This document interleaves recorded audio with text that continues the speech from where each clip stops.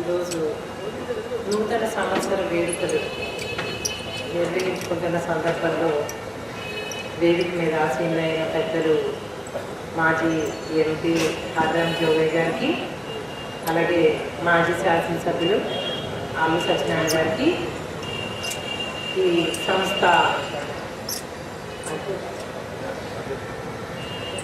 అధ్యక్షులు ప్రెసిడెంట్ గారికి,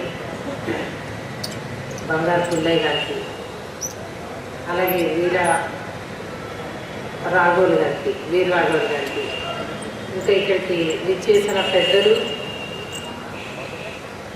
ఈ టౌన్ హాల్ సభ్యులందరికీ, ఇంకా మన పట్టణం నుంచి విచ్చేసిన పెద్దలందరికీ కూడా నా హృదయపూర్వక నమస్కారాలు.